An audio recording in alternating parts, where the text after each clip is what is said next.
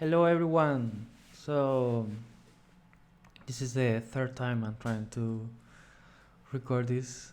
I'm really bad doing this voiceover things. So I forgot to put this. Let me put it. Okay. So I wanted to talk this month about sketching.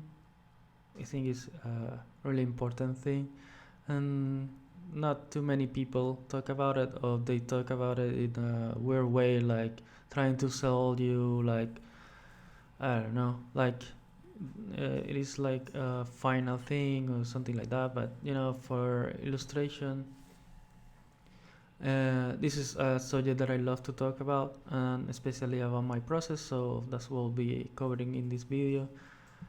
And starting with the big elephant in the room, that is the until what point you should take your sketches. And I seen everything by now, like from freelance to a 90% painting done. And for me the answer is, at least I see it clear, like it's until the statement of that piece is made. And for yourself and for anyone will be seeing that sketch later on. So if you work like too much, like if you deliver like a 90% painting done, like if and the clients want something else, then you will need to start over, and you already waste a lot of time doing that. Or if you do something, you do something really loose, then the client will understand something completely different, and when you deliver the final, you will be in a different page than he is, and you will need to redo probably most of the work as well. So I think it's a line in the middle where you can stay and it's safe for you to stay, and you won't work necessary. You will save time, you will do a more efficient work. And for me it's really clear to establish that line at the beginning, so or at least try to find that line, as you progress in your career. And let me talk about mine process. Maybe you can take some aspect of it, or maybe it will help you realize what you need to not do or whatever. But so this is the thing I like to do for mine, right? So the things I focus the most in my sketches is intention, composition, lighting, values, and mood. And in on top of that, sometimes I do colors as well, or but I don't see it. I don't see them as important for finding the ideas, right? So I try to dissect those as much as I can, just so I can work on one step at a time. So not always, you will need to adapt that process, or at least I do adapt that process depending on the complexity of the piece. And depending on the complexity, it will be harder to group them later on. But I will show you one example later on about that, so don't worry about it. So for me, the quickest way to tackle things is with lines. I mentioned that in a previous video about doing the design and all that, because you can suggest so much with one or two lines, right? So the few first lines are quick notes of the overall things I will have in the piece, and I will try to focus only in the intention. And by intention, I mean, sometimes you get like a really broad brief, like you can do a lot of things inside that brief that will still be the same painting, the same idea, but completely different paintings, right? So I focus mainly in the intention for each one of those. I try to come up with quick ideas, and after that, then when I have like something that could be interest to tackle, or I see potential on them, and then I start to actually uh, drawing, right? So let me show you with a clear example of that process. So in this, what you see in the screen right now, let me hide this tab here. So this is that more clean stage of the process after I found already the intention of each piece, and I'm trying to just clean a little bit more what that will look like, right? So as you can see here, everything is really loose still.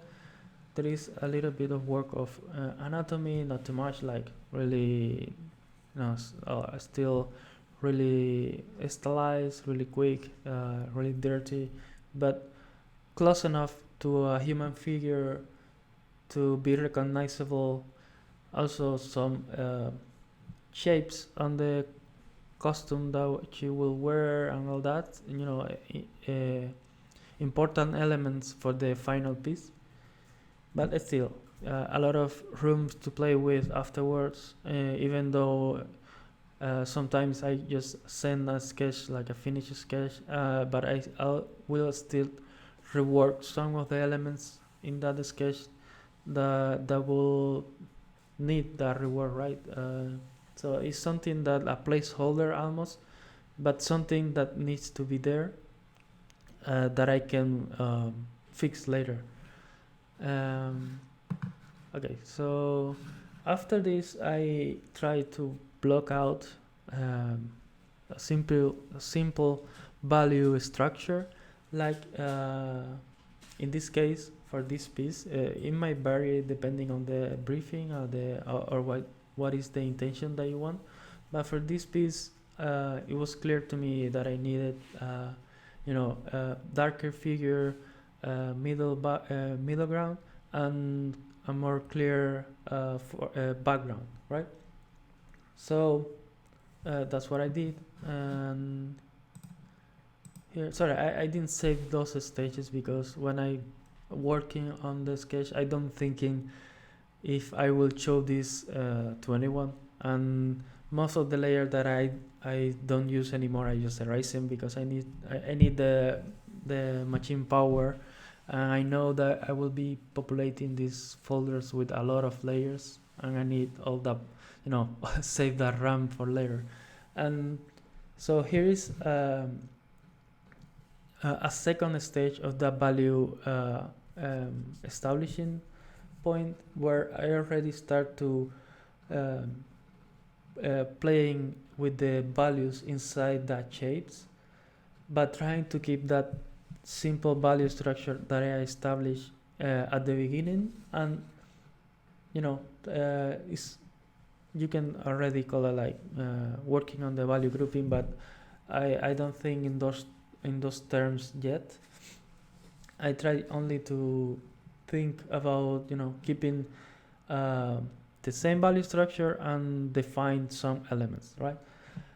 Sometimes, like in this case, I work already in the lighting. Like I knew that I wanted like a top-down light coming from behind her, and I will get some reflections from the grass, bouncing from the floor, and you will see some of that in her face and some of the clothing and all that. But the lighting is something that I tackle in a more advanced stage. So in this case, I have a clear idea, but most of the time I don't know exactly what I want with the lighting, so I leave it for later. And this process allows for that, right? So let me show you the other ones, because not all of them are done in the same way. Like for example, here I didn't know what I wanted for the lighting, so I just tried to paint her like it will be in a overcast day or a really low light situation. Same with the background and other elements that we'll be seeing in the piece. So as you can see here, I just put another layer on top of that so I can establish the lighting, like pretty similar to the other piece. So I took the idea from this one and matched it to the other one, but I put it in a different layer, so if I wasn't sure I could just rework it. So the other pieces, we go back here to open those. Same deal, value for the main character in one silhouette, and background. For this one I don't have a middle ground because it's pretty low horizontal line and I didn't need it. So, and the last one, this one is different because the idea came later, and since I knew more or less, I was already familiar with I will be seeing in the background. I didn't sketch it here because the main idea here was to focus on her, on the mood of her. So I block her out and just did a quick note of what I wanted in the background, right? So also in this background that you will see here, I already collapsed some layers. You can see there is some gradients and some things that will be pretty hard to get in one layer painting, so that probably was the result of collapsing some layers. And for this one here, I already played a little bit with the lighting as well. So you can see it's something that it goes and go, and sometimes even I try the lighting after the color because the color will suggest me some ways to play with the lighting. But the lighting is always a result of the composition I choose, right?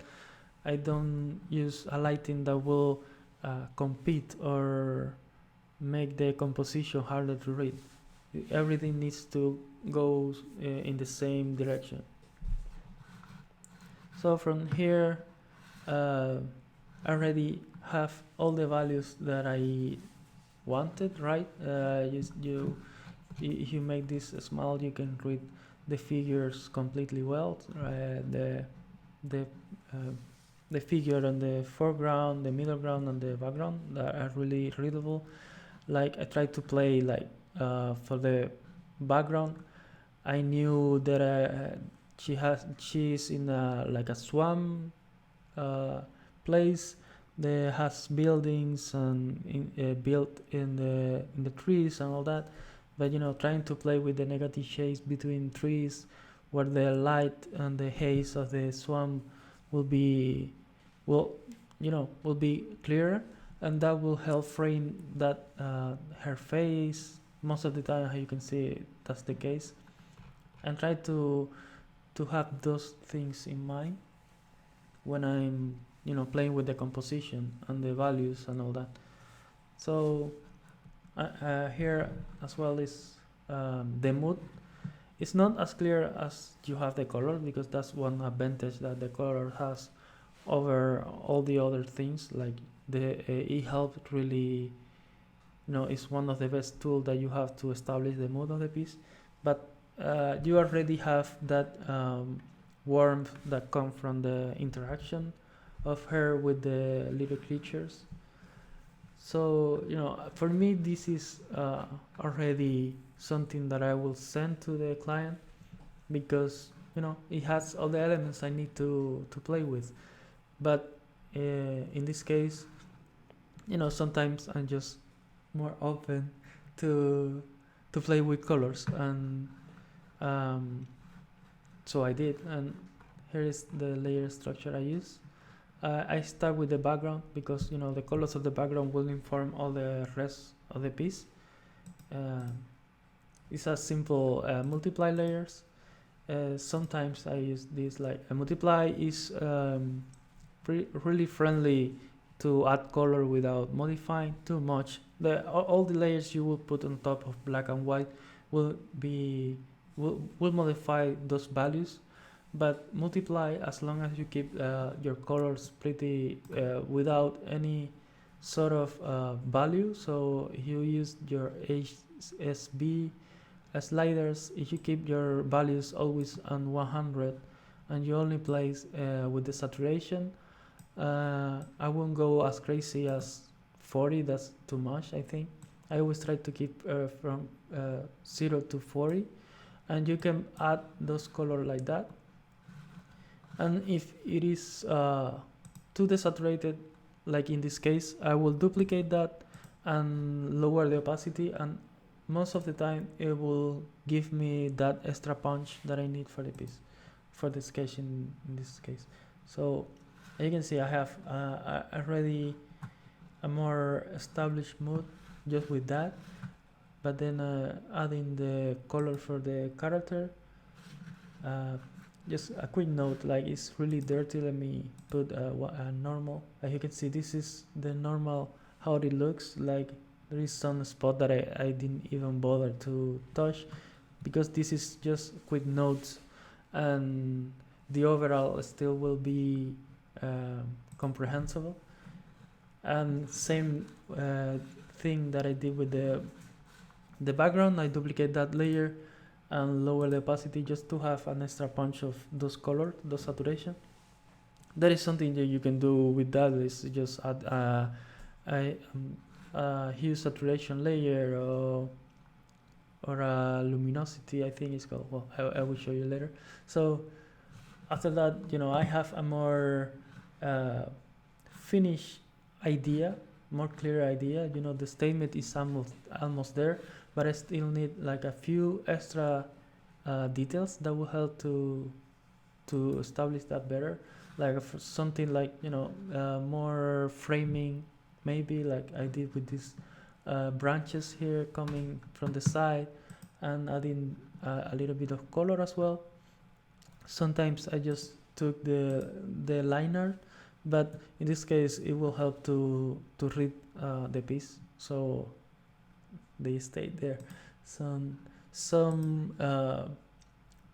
colors, I use this method to bring more color to the piece, because this method of colorizing a black and white piece is usually the final result is still somehow really desaturated. So everything that I can to get an extra punch of the colors, I try to make in this stage.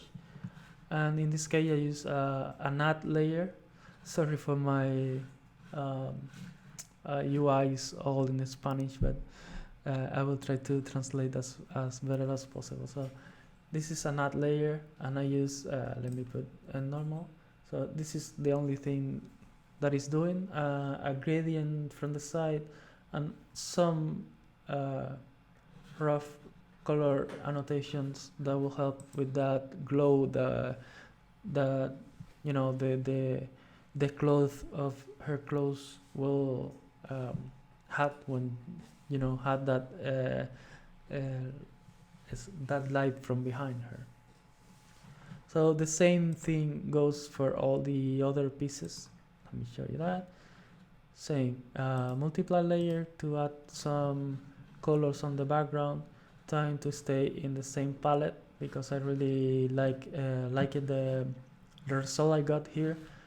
And same colors, greens and purples, just the same thing, adding some of that color in the other elements and the characters. Here the character got a little bit more saturation, but still the extra punch always help. And when I'm painting the final, my process is more is I completely override all the black and white and start over, and the paintings tend to be a more saturated stage just because of that. So I try to simulate that in the sketch just to give a better sense of that to the client. So again, more framing with those branches coming from the side, just to help establish a more cozy, more hidden sort of mood for the scene. I just put it in black and white, added the multiply layers, and same deal just with a add layer. Just help punch those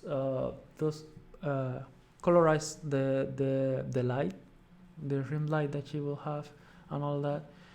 For the add layer, that I didn't mention this before, but I usually what I do is I fill the layer with black first, and then I use really dark values. Like for this, it's probably the opposite of what I do with multiply. So I try to keep the values like really low, like 5, maybe 10 at the most, and just keep the saturation as well really high. So it's the opposite, the multiply effect, and that will help you that magical effects or for lighting or stuff like that. When you put that on that, it will add a lot of saturation as well. So for the next, it's pretty much the same. First, the background that will help establish the rest of the color for the piece. Then the character, as you can see here, like if this is like a scene where all the lights are turned off, and then I will start to turn them on really slowly. That's one process as well, right? Another method I use, like this is an add layer with a really like I mentioned recently, like a really dark value, really saturated. I fill the layer with that and put a mask and bring those light with the white, right, in the mask. On top of that, here is the lines. In this case, I probably could take it off because they don't add anything to the piece right now. Just somehow more confusing, but it's not big deal because there are really few. Again, that branches coming from the side. This is something I'm trying to rescue for all the pieces, but they weren't in the previous stage when I'm trying to capture the intention. Then same deal, color on those, and this one I keep that really darker because the character has this dark side. She's collecting the little creature just to be able to take the life essence from them. It's pretty dark, but at this stage that will be in the next painting, but in this one she needs to give this good vibe, but I wanted to overshadowing, do sort of overshadowing of that already. So for the last one, the same thing. Just added the multiply layer, some branches, because for this one somehow I needed something to help with the composition. I felt the composition were still a little bit off, but just trying to help with diagonal lines here and there. More color for the background, color for hair. I'm trying to simulate that same diagonal line that I got here. I don't remember if I keep it for the last one. Let me see. Let me check for a second. Oops, spoilers. Yeah, I don't see it here. Well, you see it for the final then. And more color. I think this one is off for the final. Yeah, this makes more sense. And then just trying to get the extra punch for the colors and the lighting. more glow and all that. Another layer with more global illumination. Uh, these are all things that I keep in mind when working on these sketches. Even though, so it is not something that I can tell you there is like a really established layer format that is the same for my finance, right? Like I do use a really methodical system to establish the light, but I can explain because I can give you like a checklist for those because they change depending on the situation and what I think they need. So the final details are this little creature that I will put afterwards in on top of the rest, like on top of all the layers. I try to put more details because I thought they were missing for the rest of the sketches. So for the next example, this is a way more complex painting. This is a cover I'm doing right now, so I still not finished the piece, but the sketches were already approved. And let me show you what I mean. The same process was made here. I tried to be as consistent as possible with that. So first was to establish the first ideas for the intention of each sketch. You know, trying to get the pose right, trying to get the angle right. Somehow the perspective, even though for now it's not important at all, but just to give that sense, right? The idea of what could possibly be the perspective I will be using later. For this one, let me collapse all this. Let me start with this one first. Same deal. I start with adding some color on top of the far background. In this case, the complexity of the piece comes with the different layers that we get in the background with all these buildings and all this. The piece needed to feel, to have that complexity and the layer background.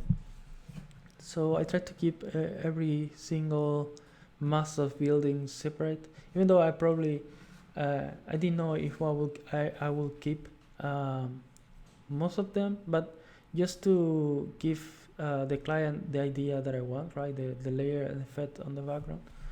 And once I establish, at this point everything is already established, the values, and again, this is something. Let me do the color of this one. This is something I could already send to a client and probably get approved of that. But being such a complex subject, I needed for myself, right, to know exactly what I wanted for this, because at this stage, if I got one of these approved, I will need still to come up with a lot of elements that aren't there, and I needed to convince myself that these elements will work. So I keep working on them, and just the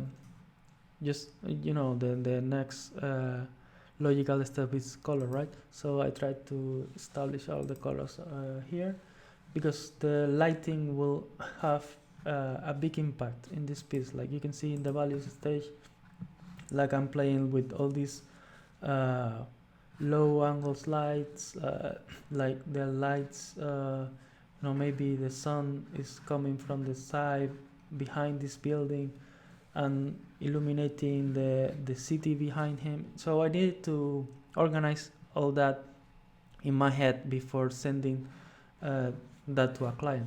So again, let me turn on that layer, and here what I did with the background.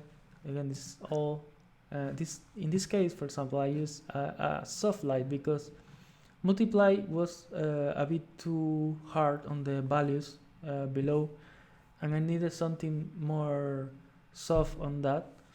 So in this case, soft light will work better for that.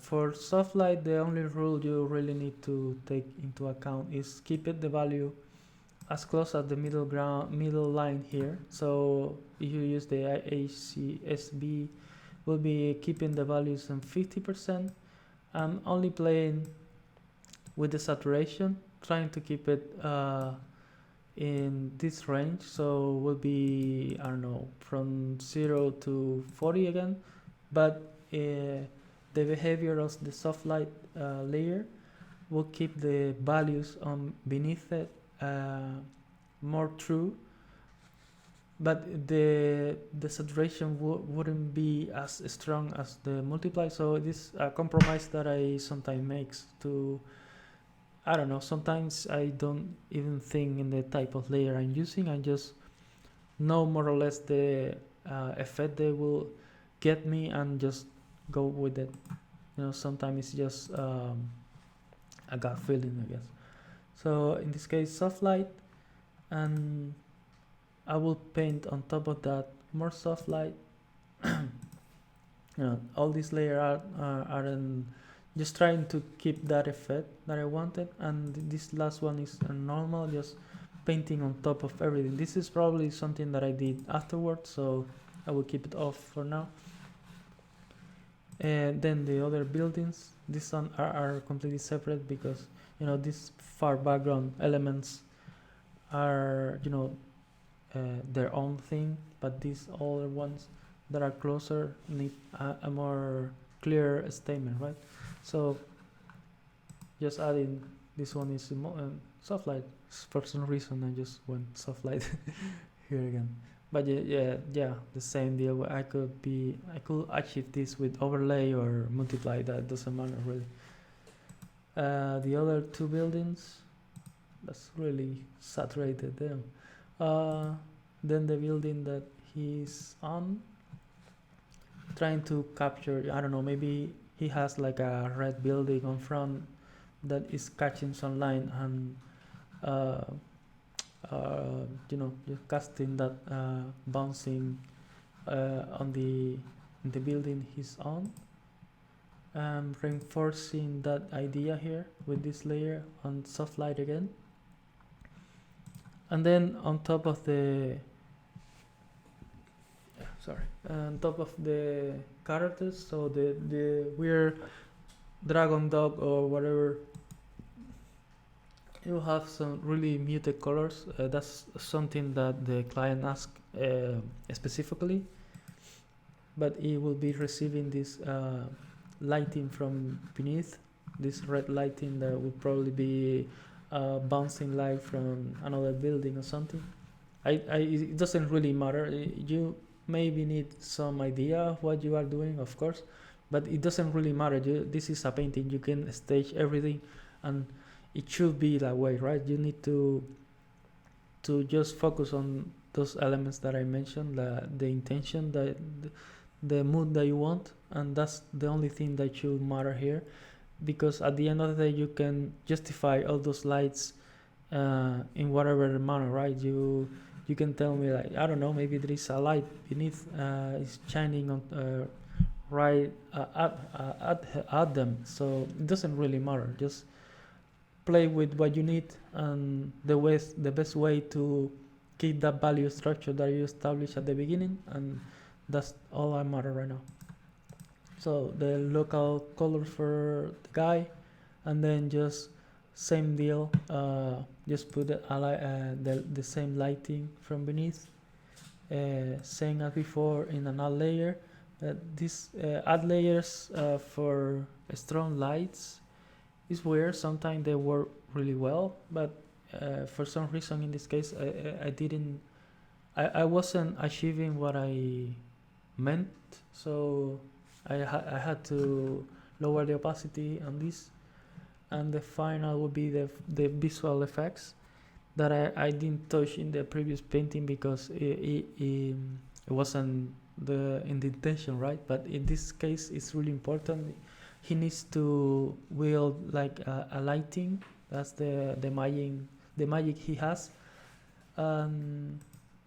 in this case, the lighting is quite important, right? The magic effects in these covers are really uh, really important elements. So you need to take that into consideration when you are approaching the first stage, right, of the painting, because it could completely destroy your composition, because it's a source of light is a really high contrast point in your piece, and you need to take that into consideration even from the beginning.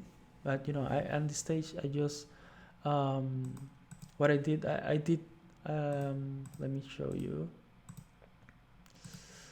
Okay, so what I did is just adding literally the colors, because uh, I did that in the really early stage. Like I don't have it activated here because I can't get the black and white effect. But yeah, I sketched those out from the beginning. So once I have all the colors, it won't be that too strong that will destroy the piece.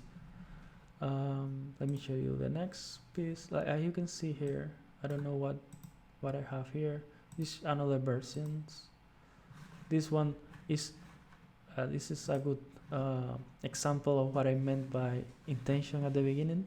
So this is the intention of this piece that didn't make the cut, but this is what I was referring when I mentioned the intention, that this is a really rough idea of what I wanted for this sketch to look like.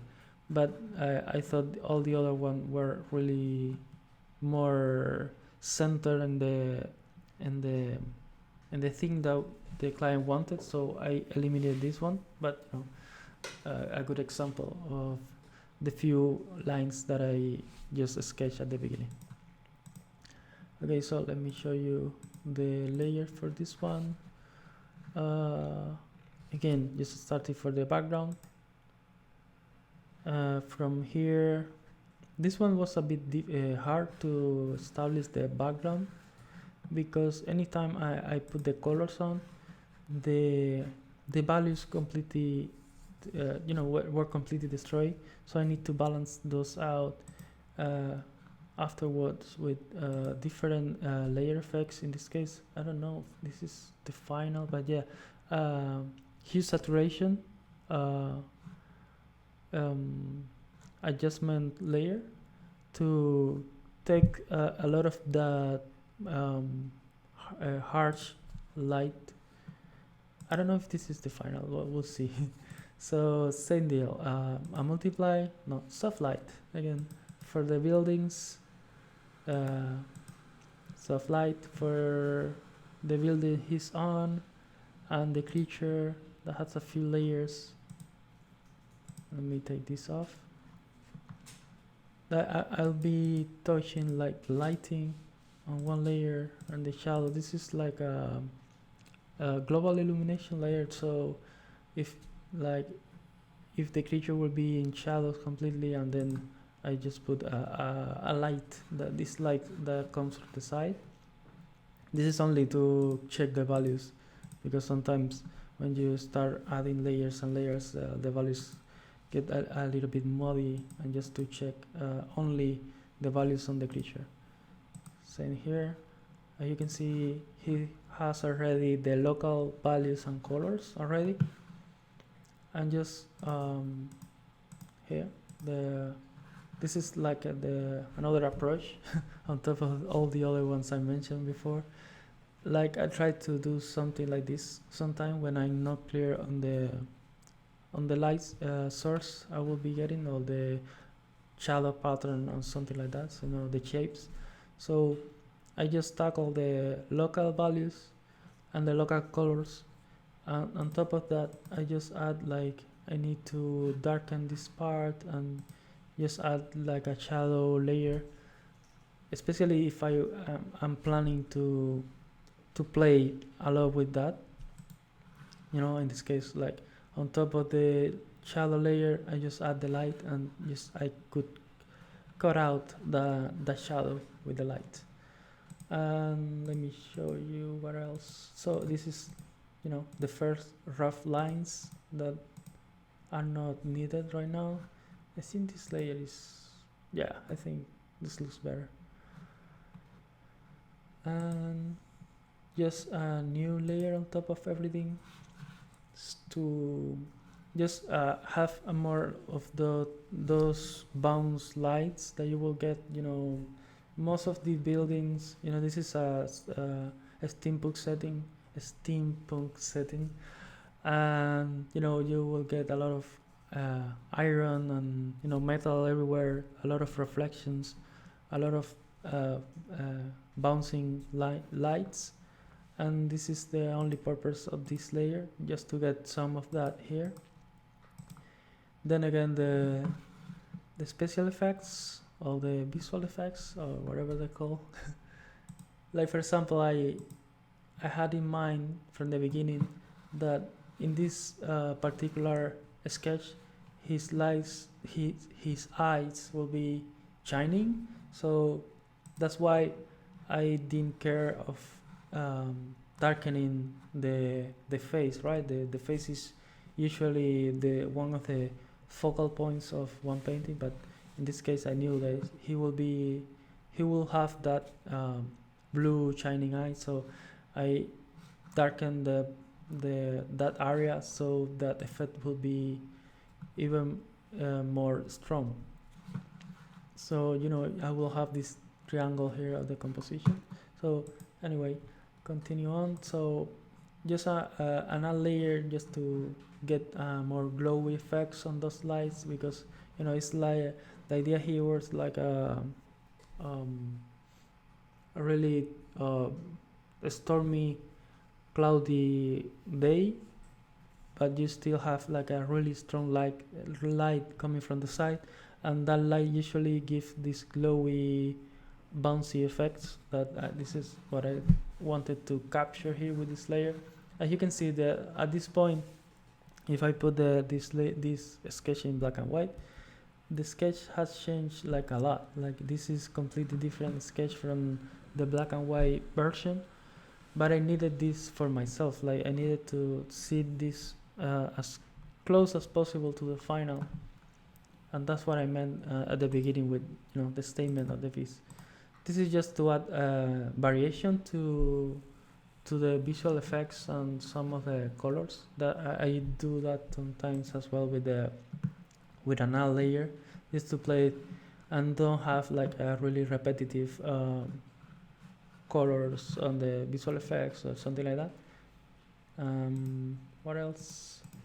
This is a normal layer just to fix some problems that would taking me off from the piece. And on top of that, just a couple of adjustment layers, just to push a few, you know, this barely noticeable, but it's a little bit more saturation, a bit more richness in the colors. Same with here. This is an extra punch with a bright and contrast layer. You can see this one does change a lot. And finally, some overpaints on top with a normal layer, just to fix some problems that I saw in there. On top of everything there, you have these other two layers that will affect the overall painting.